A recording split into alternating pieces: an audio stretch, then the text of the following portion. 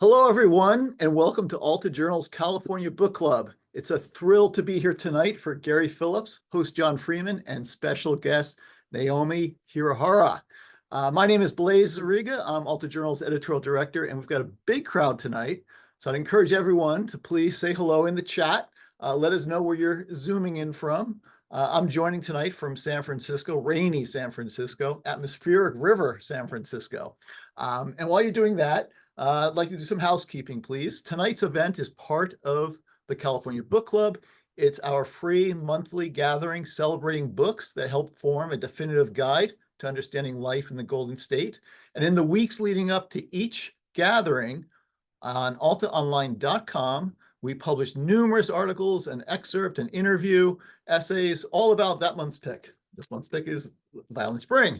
And if you haven't had a chance to read these essays and articles, please, I'd recommend go back and do that. It'll deeply enrich your experience, even after the fact. You can check out fantastic essays by Steph Cha, Sarah Weinman, your host tonight, John Freeman, the California Book Club editor, Anita Felicelli, and more.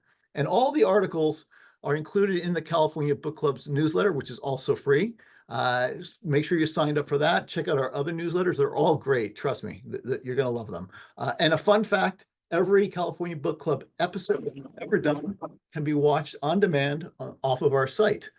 This club would not be possible without the amazing support of our partners, the Los Angeles Public Library, the San Francisco Public Library, the Huntington USC Institute on California in the West, Book Passage, Book Soup, Camino Books, formerly Diesel, Vroman's, Books Inc., Green Apple Books, Bookshop West Portal, Narrative Magazine, and our own San Francisco's own Zizava. So please support our partners. Go out and buy some books from them. Buy a copy of Violent Spring or another Ivan Monk's book. Already have a copy. Pick one up for a friend. It's the holiday season. Give the gift of reading. And you too can support our work by becoming a member of Alta Journal tonight. Just visit altaonline.com. We've got some sales happening. I'm going to tell you about them really fast. Go to the store, all merchandise, use the code CBC25, all one word, CBC25, and get a 25% discount, free shipping on anything in the shop. And we also have a sale going on, an early Black Friday sale for our memberships, normally $50 that are 25% off. We'll put a link in the chat, and we'll also include that in the newsletter tomorrow. Pardon me, the thank you note tomorrow. You'll get that. Again, think it's holiday season, so you got someone, this is perfect for the book lovers on your list. In the store, we've got amazing hats like this. Oh, I should have adjusted that. Tote bags, the Didion tote bag, the California Book Club tote bag, stocking stuffers like the Alta Guide to California, Last Poems of Jim Harrison. This is extremely popular. We've got our Best Bookstores Guide. And as part of the subscription offer right now, you can get this collection of 5 years worth of Altitude cartoons, which is our famous, the ever popular back page of the magazine. Fantastic cartoons. So please check those out, and we'd really, really appreciate your support. I think that's it. So tonight, let's get going. Let's go with Ivan Monk and Gary Phillips and John Freeman. So please, John, take us away. Thanks, Blaise. Hi, everyone. Nice to see you piling in here from cartoons to cartoons, which seems like an odd transition considering we're talking about a classic work of LA hard-boiled crime tonight. But the author, Gary Phillips, fell in love with writing and with telling stories by growing up in the 1950s and 60s, trading Marvel comic books with his friends. He went on to become one of, I think, the most essential writers to understanding the topography of Los Angeles and the imaginaries that it produces. He's written novels and short stories, graphic novels. He's edited anthologies and contributed to them, most notably Back Pulp 1 and 2, Orange County Noir, as well as written 3 series. One Shot Harry, which is about Harry Ingram, a Black photographer. Martha Cheney series, which is about a Las Vegas ex-showgirl turned mob courier who solves crimes. And the person that we're here to read about tonight, Ivan Monk, who is introduced in the book we're going to be talking about Violent Spring, which is set just after the LA riots. It's when the city's gathering together to rebuild. And on the first day of a rebuilding effort, a body is discovered, essentially. It kicks off a series of investigations, all funneling through Ivan Monk, who is the incredibly likable, intelligent ex-bounty hunter hero of this book, who pilots a 1964 Ford Galaxy 500 all over mid-city and south central LA, talking to the various people involved in are interested in the solution of this crime, from a Korean American Merchants Association to a Black uprising group, which is interested in helping outreach into the community and helping jobs get back to Black community members. And this is all comes back to experiences that Gary had, and it's just such a thrill to have you here, Gary. I think this book is just absolutely outstanding, and I can't wait to start talking about it. Gary Phillips. Thank you so much, John. That's quite the introduction. Thank you.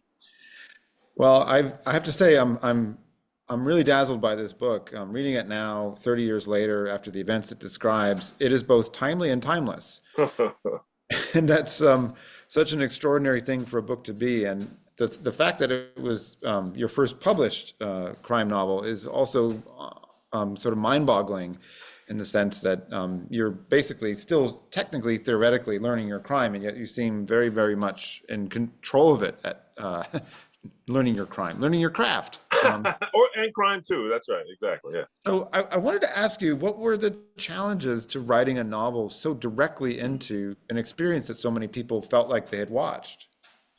Well, I had previously written a book with Monk, Jill Kadama, his significant other, who's a Superior Court judge, and some of the other characters, and that was in a book that never saw the light of day, or I should say, the manuscript never got to the book stage.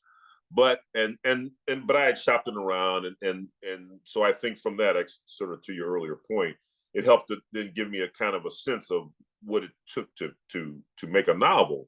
And so then when the events of '92 happened, and at that point being, I've had experience I've been a community organizer, and I've been a labor organizer, and I was at that point the outreach director for an organization called the Liberty Hill Foundation, which still exists.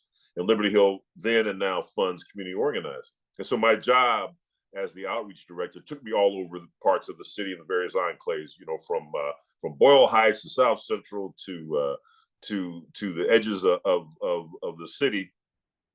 And so in that way, I had a real sense, I guess is the way to say it, of the various enclaves. And then at that point of the growing Koreatown and what have you. And so when '92 happens, and as the old adage goes, you draw on what you know. And I thought, well, I could construct a mystery from this.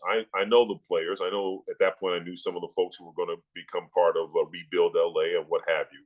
And I thought, well, if the novel was set about not quite smack dab in the middle of the uprising, but like about a year and a half later, as things were cooling down, but also as things were then trying to heat up in the sense of trying to rebuild and economic efforts being made and what have you, and yet tensions were still there. I thought, well, I knowing some of those players and kind of having a sense of that terrain, I thought, therefore, I could construct a mystery with the characters I had used before, but now in this kind of new setting. I mentioned you'd grown up reading Marvel comics, but you also ended up reading as you were submitting, as you wrote to pulps and magazines, a lot of Hammett and Chester Himes and Ashley Montague. And, you see some of those traces in this book, but obviously it's your book. And Ivan Monk is just such an incredibly specific, likable character. And he really comes alive right away. And I'm just curious what you wanted him to be about, what sort of made him for you. Well, as you said, I tried to draw on those past works that I thought, in a lot of ways, of course, led us to that period of time in the early '90s. I mean, I guess Violent Spring was published in '94, and I thought it wasn't intentional, but it turned out I was part of this new sort of, or this third wave, I suppose it was, of African American writers. My friend Gar Haywood had already published Fear of the Dark with his character. Then Walter Mosley comes along and publishes his retro mystery novel, but I'd already been percolating, as I said, on this character of Monk in a previous book, and then having this incident happen, which I could draw on. So you always try to think about, well, what's gone before, because you are writing about a modern day private eye. So I'm not going to call on those old tired tropes of the trench coat and the fedora and the bottle in the bottom of the drawer. And there's nothing wrong with some of that, but that was then and then is now. And as you said, also being influenced by the likes of Chester Himes. And I just knew that if I'm going to have this Black private eye navigating this landscape of essentially 93, 94 Los Angeles, well, he's going to bring to it a certain kind of particular observations, because he's also a child of Los Angeles. He grew up in Los Angeles, and so he's come to observe the city as it's at that point changing demographically, changing as it's trying to figure out what to do next post '92. And I thought, well, okay, I'm not going to make him a big preachy kind of guy who's going to stop every second, sort of tell you this and tell you that. But it certainly is going to color and shade what he is as a character, and what does he say to people he's talking with, and what doesn't he say, and what does he observe, and then what are the things that he might talk with his significant other that he might not talk with other people about. And also understanding that he has this kind of interesting character in Dexter Grant, who is a ex LAPD plainclothesman who was around in the bad old days of Chief Parker and what have you. And so I just thought, well, it'd be kind of interesting to put him in the mix of that, and then how does that shake out? As well as then I shouldn't forget his one buddy on the LAPD, which is Marasco Seguin, another man of color. And how they interpret and how they come to their jobs, the jobs that they do. And again, they don't necessarily every 2 seconds break down and say what psychologically is on their minds, but it is, I think, always in the kind of undercurrent when you're dealing with those kind of characters. Would you mind reading a bit from the opening? Because I think it really sets it up really beautifully. I shall. Ivan Monk wondered if he was the only one who got the joke.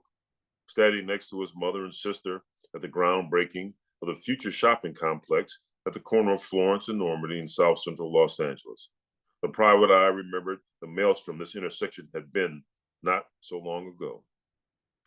It was one of those significant moments in time, forever etched in the deep cells of his brain, like the day and the hour he heard his father had died, or when he was in grade school and a tearful Mrs. Rogers came in and told the class that President Kennedy had been shot. Wednesday afternoon, April 29, 1992, was one such moment. All of Los Angeles had its collective ear glued to radios a few minutes past 3 as the 65-year-old forewoman of the jury on the live broadcast read the not guilty verdicts. The incredible decision was delivered by a jury of 10 whites, 1 Latina, and 1 Filipina, who supported the claim of the LAPD officers on trial for use of excessive force against Black motorist Rodney King. The 4 cops were captured in a hazy and brutal cinema verite as they beat the living shit out of King on Lakeview Terrace Street in San Fernando Valley. Monk stared open-jawed at the radio, his secretary Delilah gripping his arm hard in disbelief. Soon they both got that look on their faces one got from being Black in America, the look that said, yeah, we've been given the short end again, so what's new? The city raged red with blood and fury. Reginald Denny, a white working class guy, a union truck driver, was pulled from his cab at Florence and Normandy and senselessly beaten and shotgunned in the leg by young black men, venting their anger in frustrated and futile fashion. But having no established avenue of redress, indeed, what had been the incredible verdict delivered from the white suburb of Ventura's Simi Valley said to them, the fellaheen sought justice in the streets. Subsequently, in the federal trial of the cops, 2 of the 4 were found guilty, and the city, short on money and hope, was momentarily spared another conflagration. But the fact that now Monk stood at Florence and Normandy at a groundbreaking site, a symbolic gesture of rebuilding at one of the flashpoints for the riots that ripped his hometown, was not what he considered the joke. Isn't that Tino over there next to the mayor, Ivan? His mother said, disrupting his reverie. Monk glanced at the dais. The mayor adjusted a sheaf of papers held in his thick hands as he stood at the portable podium. On either side of the solid-built man in the blue serge suit were folding chairs. Various city officials, business people, and some community leaders sat in them or milled about. Councilwoman Tina Chalmers, an African-American woman who represented this district his mother lived in, and Monk's old flame, sat on the stage, talking to an older white man in an expensive-looking gray and black-flecked, double-breasted suit. Yeah, that's her mom. Monk studied the man Tina talked with. He'd only seen him on television and the news photos previously, but you'd have to have been in orbit on a space station not to have seen or heard of Maxfield O'Day. After the uprising, as the rubble and rhetoric piled high, O'Day emerged as the silver-haired man on a white Charger. Lawyer, businessman, developer, political insider. A Los Angeles mover and shaker of the first order who played an active role in the election of one of his boardroom peers as the current mayor of Los Angeles. What an opening. Thank you for that reading. Thank you. In a little bit, we'll get to talking to your fellow cohort and crime writer at Soho Press, Naomi HIrahara, the Edgar Award-winning writer of the Mass RI series, among others. But I wanted to, do you remember where you were when you heard the verdict? Yeah, no, I was in my office at Liberty Hill Foundation. So yeah, no, we at that point, everybody knew the verdict was going to come in that afternoon. It had been pretty well run up to the whole morning, so everybody was kind of waiting. And so yeah, I know exactly where I was at the time, and as it came over the radio, and those of us in the office sort of just shared that disbelief. I love many aspects of this opening. Among them, Monk is standing there with his sister and his mother. He's the opposite of the sort of typical noir cutoff character. He's immediately situated and enmeshed among his family, among his community. And, at the heart of this book, there's some very powerful women, including Tina Chalmers, including Jill Kadama, his girlfriend, who's a judge. Without sort of patting you on the back for having decent politics sexually about sex and gender, I want to ask you about how deliberate were those things, or does that simply seem self-evident to you in terms of where you put women in a crime book? Yeah, no, I think you raised the point there, John. I mean, kind of gets us back to this whole notion of this lineage of the private eye, and like you said, that it was the whole course panoply of these characters who are the loner, who are divorced, or who are alcoholic or semi-alcoholic, or what have you. And I thought, well, okay, that's been done, and what is there different about this guy? What is there different about this man now, who was at that time was a young man in now the 1990s, and not that he has particularly, he wasn't like an activist. He didn't have a background as somebody who was a community organizer or anything, but nonetheless, he's been affected by all that, and he's come through the crack epidemic, and he's come through Reagan, all that stuff. And so it all kind of leads to a sum total of them.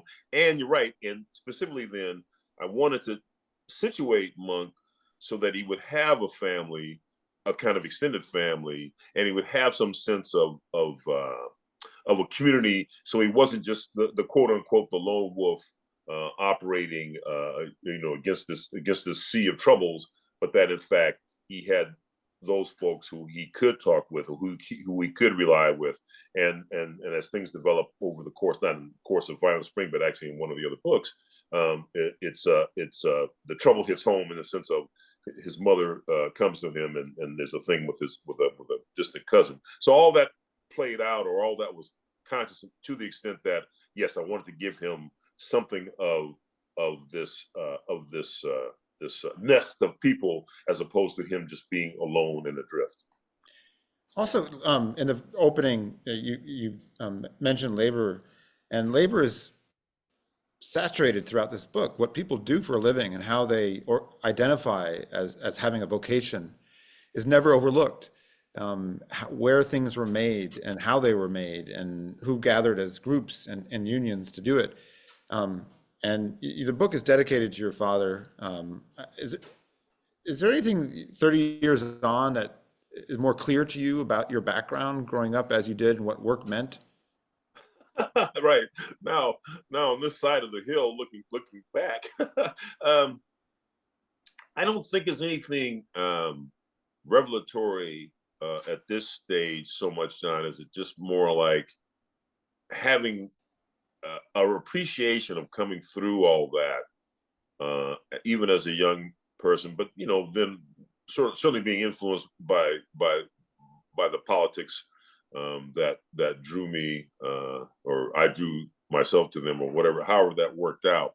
But the idea that my dad, this poor boy from a little town in Texas, him and his brothers, who couldn't wait to get out of that town, but who were part of what became, absorbed into this mechanized labor that I mean, they were in World War II, him and his two brothers, and yet when they came back, there were in fact jobs waiting for them. There were in fact these jobs within trucking and the railroad and all this sort of stuff, because all the Phillips brothers were mechanics, and so they had a kind of skill that could be applied in the post-war years, at least in those years, in terms of helping to create the myth, I suppose it was, to a certain extent. To a certain extent, I suppose it was true of the suburban life.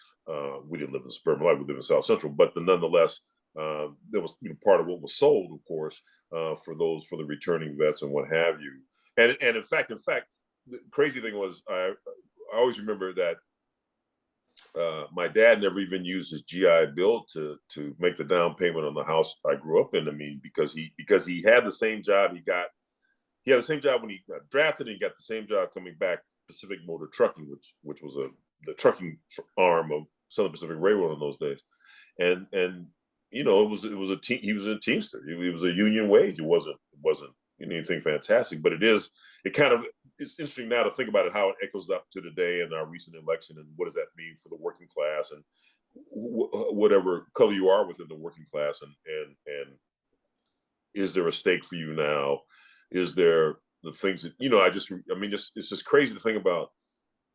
When my dad retired, the house was paid for, he had a pension, and he had Social Security. It wasn't a life of Riley, but it wasn't, it wasn't, everything was there. It was set. It was he had sweat and sacrificed all those years, and at least he got toward the golden years. He at least got to enjoy a little bit of that.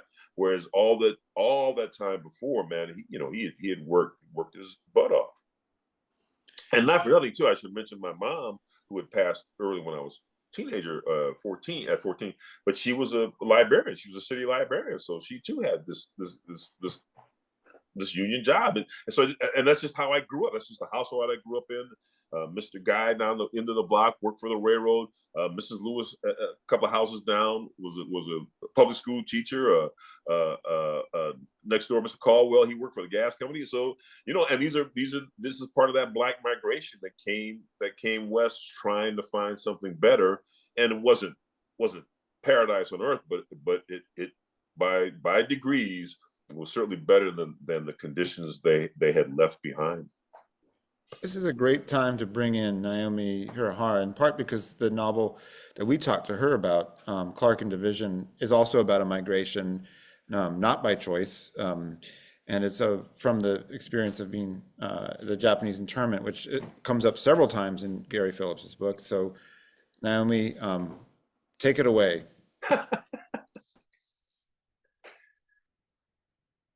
Uh-oh, you're Oh, we muted. need you to turn on your sound, Naomi. Okay, Gary, who is Jill Kodama based on? I always wanted to ask you that, and it never did. We can't. I can't tell that in public. I'm not going to tell those tales. Gary and I have known each other for decades. I actually read the original Violent Spring in 1994. It was gifted to me by some good friends, some good mutual friends. And actually, I've known Gary's wife, Gilda. I noticed that former Councilman Michael Wu is on this call, and who Gilda, I believe, who Gilda worked for. Your wife worked for, yeah. So it's all an insular world. That it really is. But so Gary, my debut came out 20 years ago. So I'm 10 years behind you. And I've always been chasing you, and just, you're definitely a role model for sure. And I was kind of thinking about all of your work, your scope. I mean, the dozens and dozens of books that you've written or edited. In some ways, I think Violent Spring might be your riskiest. Interesting. What do you think about that? That's interesting. Yeah. Well, yeah, maybe in a certain way, right? Because it was, I was thinking about, how many rejection notices I got, for the book. Too much politics and too much this and too much that, and I think also kind of reflected.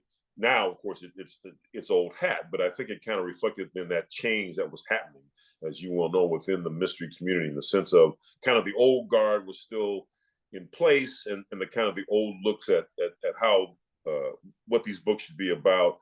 And yet here now there was certainly more women were coming on the scene. The civil rights movement, the anti-war movement, had started to affect the kinds of characters that were being written, and so I think. It's not that I consciously tried to ride that wave. I don't know. It was not so much that. It was more like, again, it was just the stuff that was on my mind, and I thought that it could be part of the sort of social political backdrop. This kind of weaving in could be part of telling that story. Yeah. Well, I was thinking that the civil disturbance uprising took place in 1992. Yeah. This book comes out just 2 years afterwards. Right. That's very unusual, like in terms of monumental events. Usually in terms of books, fiction, we're kind of processing it. Right. Decades later. I mean, I wrote something that happened during World War II, Yes. in this century. Yeah. So I thought that took guts, and maybe naivete. I don't know. I think it's more. I think that's correct. It's not so much guts. I think it's definitely naivete, and it is as we know, it's just the hubris of youth, and it's just like thinking, well, why? Of course I can write this, right? Of course I can tell this story. I'll change some names of characters. I'll make amalgam of some of these folks, but I'll just tell this story. I'll just you're right, because I think now to think about it would not freeze you, but you're right. I think would give you pause to figure out, well, do I let this simmer? Do I let this sort of play out more to see where things are heading, as opposed to then I'm just gonna put this thing in, even as there's a kind of a wave of this not discontent, but there's this wave after the events that are still playing out. They're still cresting, I guess that's the way to say it. Well, in the Korean community, the Korean immigrant community, and Korean Americans, they're a big part of your book, and I think what I remember reading it, I was going, whoa, this Black guy, he went there, he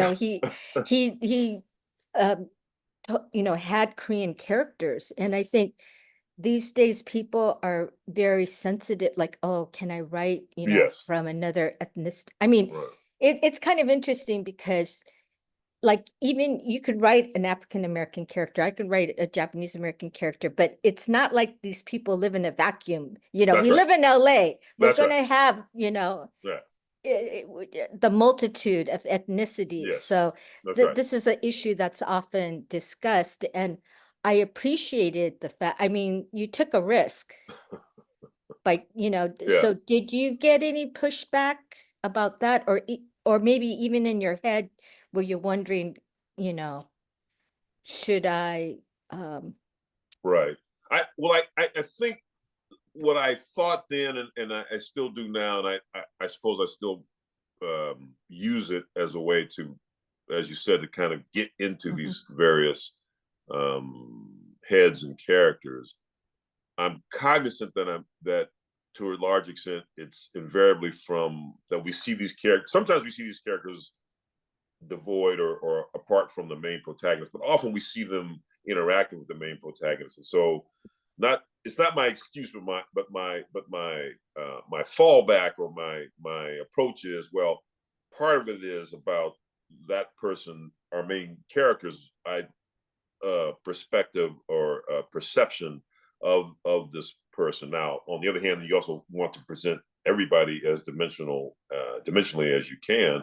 So yeah, I think there's always, I mean, you always try to balance that, but then you don't.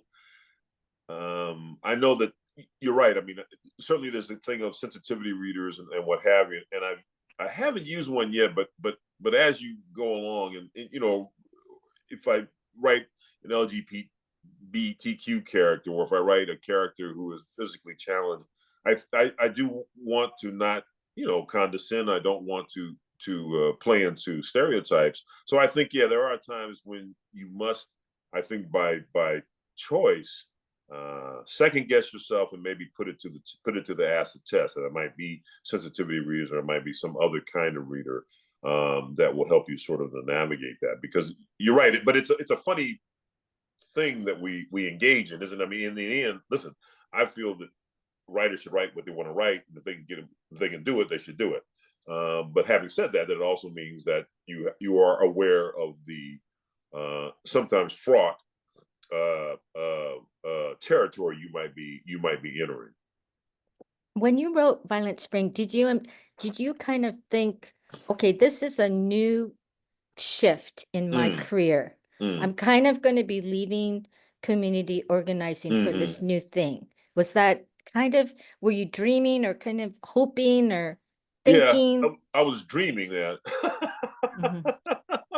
But it didn't quite jump off like that. Although I must say, I mean, it was an interesting experience in that the book gets optioned eventually because of through people I know, some friends of mine who had designs on becoming producers. The book gets optioned at HBO. Now they don't let me write the screenplay, but I go through that interesting experience, the Hollywood experience, and have gone through it now several other times. But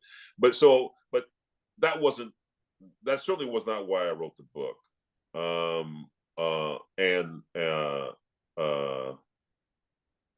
It wasn't, it was, but yes, I mean, I thought at that point, here I was in my early 30s. I thought, well, all right,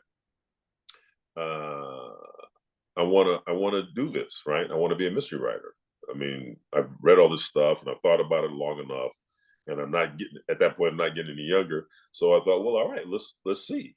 Now, where where the day takes us, where it takes us is where it takes us. But yeah, in the sense that I thought, okay, this is kind of a character I could stay with, and always in the back of my head, or more prominently now, moving its way up to the front of my head, is that fifth and final monk book I'm going to have to write. But I also figured out that the book is going to have to be set in the 90s because I got to keep Monk young. So, I mean, there's so many merits to community organizing, being an activist, right? And so what does writing bring to you? And do you feel that in some ways you're kind of changing people's minds about certain topics, or you don't, you're just pretty much concentrating on entertaining people? Well, I like to think. I mean, yes, I don't think I'm sending up or I'm putting them a thundercloud or a thunderburst in their head, and all of a sudden, oh, this is what they're talking about. But I think these things are cumulative, right? And I mean, think, as you know, you try to imbue these mysteries, these thrillers, these crime fictions with a kind of gravity, a kind of gravitas, a verisimilitude, and hopefully that resonates. And hopefully, yes, and hopefully it does open up a person's head about this or that, and at least give them a sense of, if they've stayed with the book, some sense of, oh, okay, that's interesting. I never really kind of thought about it that way, or I see it, at least see it in that way, because I think we know that that's what reading does. It helps to, I think, give you a broader perspective, whatever that is. And in the end, yes, but I am entertaining. I am telling you a story. I am hopefully taking you through the paces.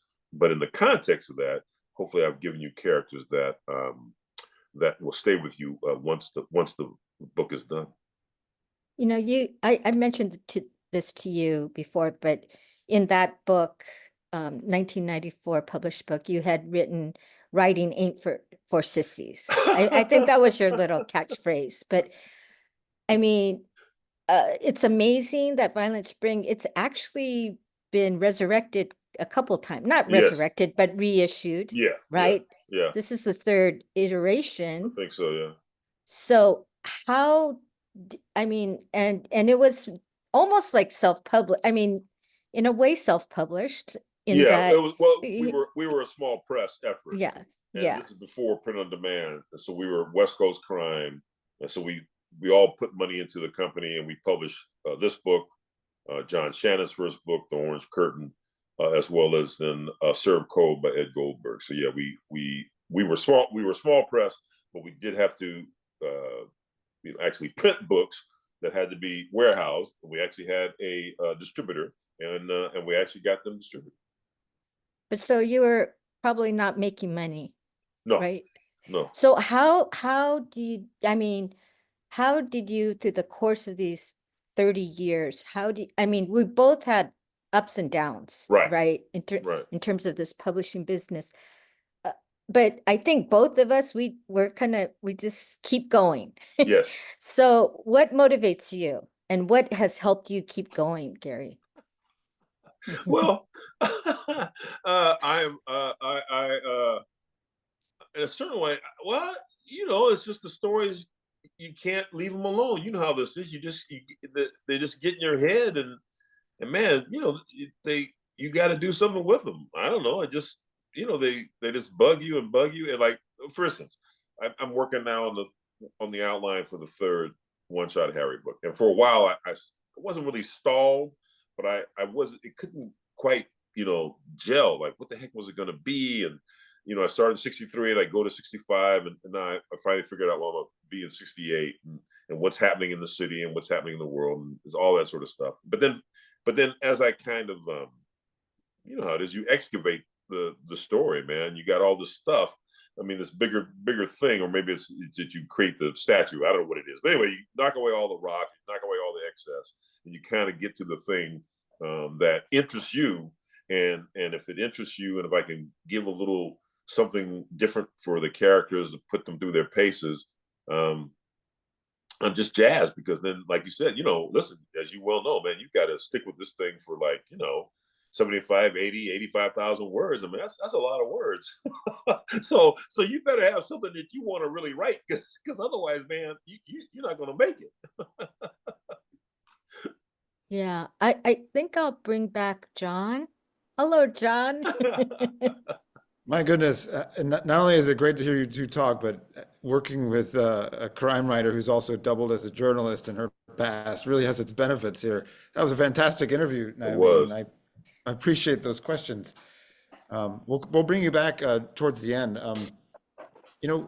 While the two of you were talking, I thought one of the great pleasures of this book and of really good crime writing is that it sometimes shows how the city works in a way that you don't have access to as a resident because you can't move between various places that the private eye or private detective like Monk can. And I want to ask you a few specific questions, not who Jill Kodama is based on, but rather, is there an Odin Club in Los Angeles, or something like it, where the city's very old money sits around and makes decisions?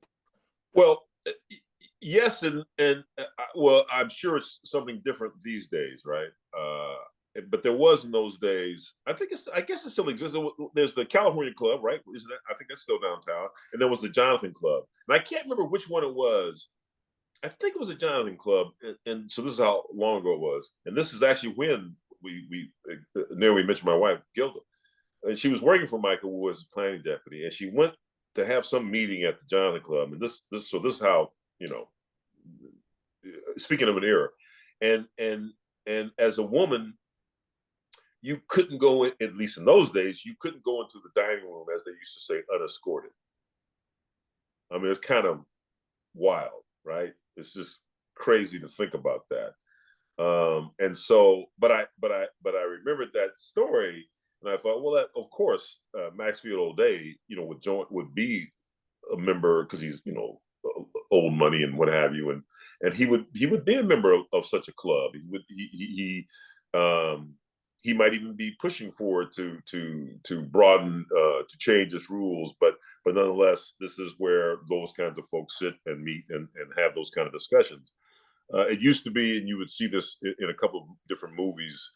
It shows up in Training Day, in fact, where I think the cops I think he called them three disciples or the three wise men, would have their lunch, their baseball steaks at the Pacific Dining Car, which of course now are in and having had the joy of a baseball steak or two at the Pacific Dining Car, I certainly lament its passing.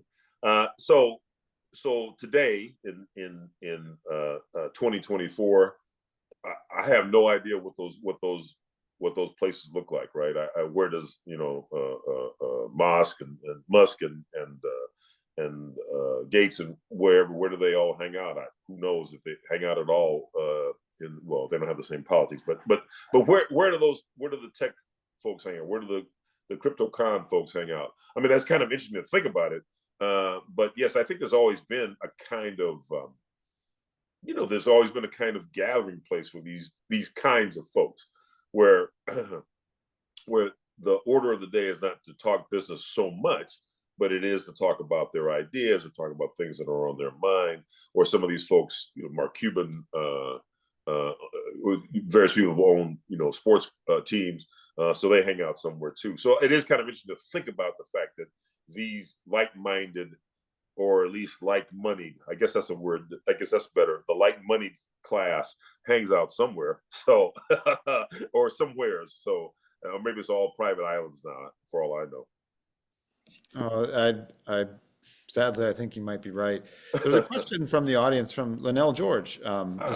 She's really happy with this sparkling conversation that you've been having with Naomi and me.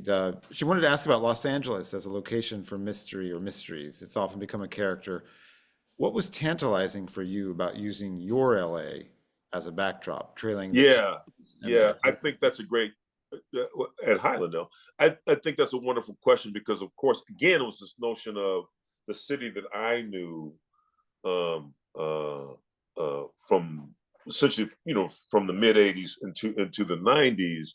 It was certainly a different kind of city than you saw on those private eye movies set in LA. Whether it was about Chandler or whether it was even the crazy. That crazy late '50s Mike Hammer version, which is set in what was then crumbling, seedy Bunker Hill. But I knew that my LA, or the LA that I grew up in, was not the LA that you often saw, at least in those days. You didn't see portrayed much in books, and you certainly didn't see it much portrayed on the screen. And so I knew that I could at least give a fresh take or a fresh perspective, because here I'm going to give you a look at Mid-City which at that point didn't get mentioned much in books about detectives or mystery fiction set in LA. Even I guess to some extent now, I will give Wambach credit. To some extent, Wambach certainly knew some of that, and he put some of that in his books. So you started to see again this kind of opening up, this broadening notion of then what was Los Angeles, the character of Los Angeles, and how was it different than in those previous novels, and what was Los Angeles in the 90s, and who were the people moving in and around it. I was thinking about you last night at the National Book Awards. Walter Mosley, who introduces this iteration of Violent Spring, he introduced Paul Coates, who was receiving a Life Achievement Award for his work at Black Classic Press. And Coates gave a speech in which he talked about the importance for him of a lifetime of sort of protecting spaces for what he called something along the lines of self-narration. Yes. Black self-narration. And he said, the more obscure the books, the more important they were to me. And I wanted to sort of come back to you and ask, what you're describing of being part of as a sort of third wave of crime writing, of which Walter Mosley and others were a point, and making places like you grew up on 59th and Flower and making Mid-City part of the imaginary of LA. Was there some aspect of it that also had to do with self-narration or consciousness that was not reflected, not simply in the stories and the places and people, but in the ways that you experience, or people that experience consciousness? Yeah, certainly. Well, exactly. That was sort of the point, right? That the idea being that here I was, this person who had been shaped not only by my upbringing, well, part of my upbringing being involved with sort of anti-police abuse work, and in the halcyon days of everybody's favorite anti-hero, Daryl Gates as chief of police. So you couldn't just ask for a better Dr. Doom character. But so that yes, that LA, or the tales of 77th Division, emanating from that when I was a kid, and hearing those horror stories in barbershops and what have you in my barbershop. So that yes, it clearly then shaped not only how I went about being a activist in the community, but also then transferring that, or taking that experience, and now I'm going to reshape it and use it as a kind of my crucible in which now I'm going to tell this crime fiction story, but it's a crime fiction story from the perspective not of the criminal, but it is from the perspective of someone who is not a police officer, who is consciously not a police officer, who is consciously trying to achieve a modicum of justice, but also understands that the system, or to be part of that system, would only derail his efforts, would only stymie his efforts, and that therefore he has to, for different reasons than, say, Private Eyes in the past, he has to be this other kind of pursuer of the truth, but understanding that there's going to be obstacles along the way that maybe others didn't have to face, or don't face. I'm going to come to a comment from Michael Wu, who's fact-checking you live. All right. He said, Gary meant to refer to California Club. It was a breakfast meeting, 85, with a real estate developer, me and Gilda, my city council planning deputy. Gilda was not allowed to enter California Club's, the dining room, because only males were allowed to enter. The developer who invited us to breakfast said that he didn't realize that women were not allowed. We ended up walking out of the California Club and going around the corner to eat breakfast somewhere else. That's great. Fantastic. I want to ask you, one of the things that's also another aspect of how this book moves and why it's enjoyable is it's although it's set in LA, it has tentacles in many different directions, because Monk has previously been a kind of merchant seaman, has traveled around the world. His frame of reference is global. And so at one point, the then ongoing siege of Sarajevo was mentioned. There's a Korean Merchants Association with the plot takes us to offshore financial instruments used by people who are, formerly or probably currently part of the Korean government. And so you have sort of global politics influencing something that's very, very local. And I wonder if you could just talk a little bit more about that, as to whether you experienced that as a community organizer, or if that's something that's helpful to plotting a crime novel, or if it's something that's particular to LA, or all three. Yeah, I think it's all three. It's not just particular to LA. Of course, it could be a lot of other different cities. I think though, what it really signals in me, John, is that all of us and the institutions we deal with, or certainly now, right? I mean, everything is connected by computer or AI or whatever the heck it is going to take over after us. But it is certainly the case that um, politics and social phenomena and just the day-to-day grind of trying to live and in those days send your kids to school and all that other stuff. There's just layers of stuff that invariably are there, and we don't necessarily always articulate these things that are happening around us, or that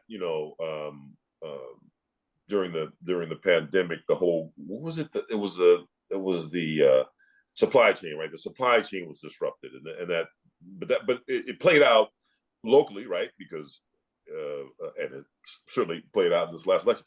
Eggs, the price of eggs, and the price of whatever was affected, or that you would see those images of those just piles and piles of the shipping containers stacked up on the ships in the harbor, and they couldn't be removed, or there was a strike, or all these things that seem to happen way out here, but nonetheless, of course, have an effect, have play out, whether it is the price of milk at the grocery store, or whether it is as it came to sort of manifest itself post 92, and from which, by the way, our mayor, who herself has a background as a community organizer, and has been before she went to Congress, and now before she was running the city, was really instrumental in if we're going to rebuild these liquor stores, they can't just be rebuilt as liquor stores, but then also we can't then just vilify Korean merchants. So all these kind of terrains that you had to navigate on a local level, but were in fact influenced from these sort of larger external forces at play, and that you can't stop and read a policy paper every 3 seconds, but you do have to be somewhat aware of that, because how then does that play out locally? How then does that play out when I'm sitting across the table trying to negotiate terms of what this market will look like, and can we get the loans to make it more have fresh produce, etc. All those kind of things that kind of get played out in a smaller level, but have an implication, obviously, door to door, neighborhood to neighborhood, but are then affected by or influenced by these larger things that are happening, whether it's in the city or the parts of the country or the world. Yeah. I'd like to bring Naomi back in, because I think it's just a revelation to realize how nimble a plotter you have to be in order to make municipal planning kind of sexy in a hard-boiled crime novel. But Naomi, when you read this book back in '94, you mentioned you sort of wow, he's really going there. He's writing about sort of Korean Americans and the tension with African Americans in LA, after the uprising. Were there other aspects about the book that surprised you, or that sort of set you back, and you thought, wow, he's really doing this? I think some of the things you mentioned, like the nitty-gritty aspects, the international kind of reverberations of what he was writing. There was a Korean merchants. I mean, there was specific, maybe he didn't use exact name, but he was, because I was working at the Rafushimpo at the time, so I was well aware of these different types of organizations. So it was just interesting to me to think about, wow, you could write about real things, but in a fictional way, in dramatic ways, in which you're really pointing the finger to things, I guess it's a type of interpretation. Like Monk is kind of, he is our interpreter, a translator, our guide. And I think sometimes when you're just writing straight news, okay, depending on which news item and we're talking about old school, it's completely different right now with TikTok and everything, but it's really up to that singular person to kind of connect the dots. So I think it's, to me, it was very powerful. It was really encouraging. I didn't know Gary at the time, and so in the back of my mind, it's like, how did he do this? How did he get it published? That was definitely, things that I was thinking about. There's a question in the audience from Michelle Mata who said, I haven't read your book, but I'm going to. Sounds like it lends itself to a Netflix or TV series. What do you think? Well, like I said, there was a bite then for it, which fizzled, and every once in a while, you talk to this or that producer, they'll reach out to you. But now it'd be great, right? Because now it could be this historical setting, right? For my God, 30 years ago or more, I guess at this point, yeah. That's what I was kind of wondering. I mean, both of us kind of have now swerved into more historical, but do you kind of miss it in a way, writing about more contemporary Well, things? it's funny you mentioned that because I actually took a break in between the second Harry book and now the third Harry book that I'm plotting. And I wrote a heist novel, and the heist novel is set modern day. Although I'm using a character I've used before, and but it's definitely a much more an anti-hero kind of book. And I guess I what's the term, the cleanse your palate or whatever that term is. So I thought it allowed me to sort of write a modern day book, but then also knowing that invariably I was going to be called back to writing another historical book. But you tell me, you in the book that's coming out, you've gone further back in history. Yeah, the one that's coming out in 2026 that I'm rewriting is Pasadena, 1903. Right. So, but yeah, I think I need a palate cleaner cleanser too. But I think that's our issue, Gary. Maybe that's why we write so many books. They're all That's it. palate That's right. cleaners. Or you go further back than just to go further ahead. Yeah. Yeah. Gary Phillips, you're not the first novelist I've heard who sort of sounded to have relished the challenge of having written or to write a heist novel. Is there something that's very appealing about that as a sort of plot challenge? Absolutely, because I'm not giving anything away to tell you that the basic the heist novel and the heist story pretty much follows a formula. You plan the heist, and there's machinations around that. You pull off the heist, and then invariably something goes wrong with the heist. And you sort of break it down like that.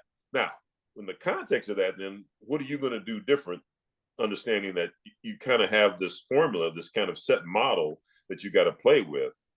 And again, it's sort of going to get to the characters, and it's going to get to what obstacles you set up, or where does the turn come from when it's not the usual thing the member of the crew tries to rip off the other members of the crew, that kind of thing. If it's not that, then what is it?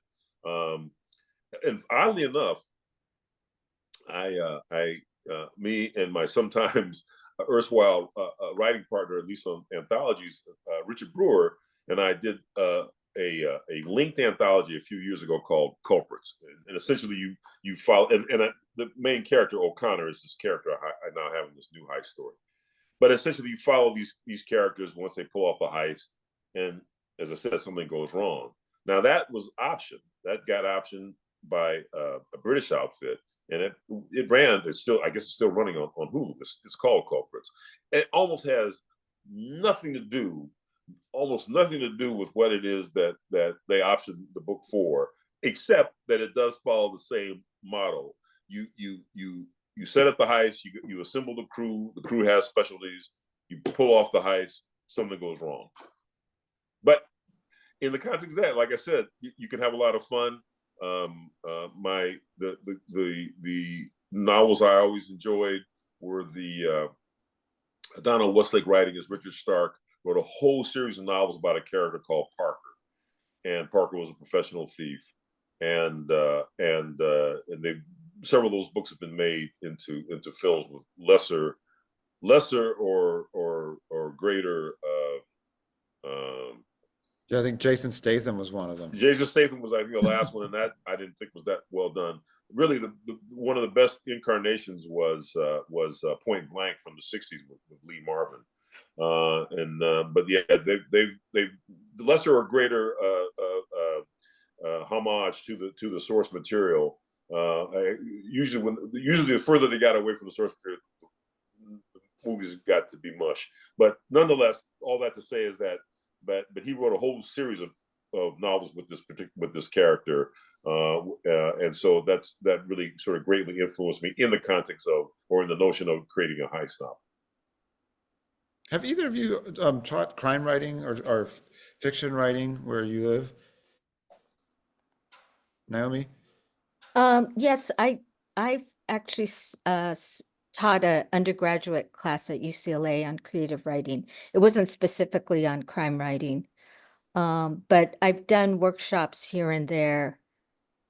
It's really, it's kind of difficult because I think people want the tropes. They want to know the secret, the secrets to putting everything together. And you can't, there are certain rhythms and structure to a crime novel or mystery novel, a puzzle. But then if you adhere so closely to those things, it just flattens out the whole whole story. So that's the difficulty. And if you just tell people, well, you got to concentrate on your characters, that's really, that doesn't satisfy the participants usually. They want the magic formula. Yeah, like Naomi said, I've done some workshops, and I did teach for a while in the MFA program at Antioch, but not crime writing per se. Although in the program I would introduce, or we would pick. Sometimes we would pick a crime novel to read and talk about in the content in so far as toward the semester that we would talk about various novels. I asked because it's so lovely hearing you talk about writing and crime writing in particular, the history of it and the tropes within it, but also the writers of it and treating their work seriously. And there's a few lingering questions, and we're probably down to the final one. There's questions about whether the sort of anxieties around appropriation, if that's going down, or you could go in the direction of if you want to talk about Van Garrett is asking, can you speak about your work on Snowfall? So I'll let you choose which way is the exit. Oh my God! Well, I think there was another question too by Kim Bruno. Yes, I'm just looking at that as who enjoyed Ash Dark as Night, and how did your voice change or stay the same from Violet Spring? Oh, yeah, it changed. Yeah, I guess Snowfall is a whole other discussion, but I was just so happy, glad to have worked on that show. It was a great crew. Actually, Walter and I were on that show as part of the crew, and it was just it meant a lot to me to be on that show and to talk about what it talked about. So I suppose that's a whole discussion for a whole other time. And yes, I mean, the notion of appropriation, well, that's interesting too, right? That also gets us down a long, tortuous discussion. And I vacillate, or I think about that a lot, in the sense of, as I said, I mean, I think listen, as a writer, you should write the thing you want to write, and you should use the characters, whoever the heck they are, that you want to use. It's just a question of, I suppose, are you using them as best you can? Now, having said that, let's not forget, I just told you a story about how I just written a book about an African American criminal. He's a professional thief. So he's not a role model. So I'm aware of what does that mean when you put that kind of character in motion, which also gets us to Snowfall and the discussion we would often have in the room about, we're telling you this essentially a Black gangster show, and we're showing you Black gangsters killing other Black men. Generally speaking, what does that mean? So anyway, so all that to say is that we were always aware of that, and I'm aware of it when I do it on the page, and I guess the question then is how do I get there, and do I get there in a way that seems organic as opposed to just being lurid or exploitative. Well, I think we're going to probably have to stop there because this is we could go for another hour or two from those last two or three questions. Naomi HIrahara, it's been such a pleasure to have you back here. I think the two of you, if you had a podcast, would have 1 billion listeners. There you go. That's it. Billion. Billion, I tell you. 1 billion. 1 billion. But it's been really nice talking about this book, Violent Spring, and there's a vast body of work by Gary Phillips, which you can dive into from. And Naomi HIrahara, let's not forget that, doggone it. And you can have probably several months, if not years, of enjoyment in just reading their books alone. So I encourage you to do that. Thank you, Gary Phillips. We could do a lot of crossover. Let me tell you that. That's it. You guys could write each other's our fanfics. characters There you could go. definitely That's it. converge. South of the Yeah. Nore. They're a great Naomi place to has a start. story of that. It's a great story. Naomi and Gary both have stories in this anthology. Yeah. And I wrote it from a Black boy's point of view. That's right. Young man's point of view is really, Yeah. it's really lovely. Really touched my heart. Fantastic. Well, thank you Well, I guess I both. should take this out now. I couldn't wait. I wanted to show you this. That's so. Thank you, Naomi. This is great. Thank you, Gary. And it's just so great. And tonight's program was recorded. It will be up on CaliforniaBookClub.com late tonight or first thing in the morning. You'll also receive a thank you note in tomorrow's email with links to all the cool things that were discussed and some of those special offers that I've described. Please remember, it's the holiday season. So if you're looking for a gift for a book lover on your list, please visit the Alta store. There's a special discount, CBC 25 will get you 25% off and free shipping. It's always free shipping on the Alta store. There's lots of, we also have offers for our subscription. Get this book, the Altitude book, a great stocking stuffer as well. And if you just want to check us out, you're brand new. Here's this wonderful essay by Gary right here, Why I Write. And a little review by David Hewlin. That's available on the Alta store. Use the discount code free shipping. You'll get it in about 2 days.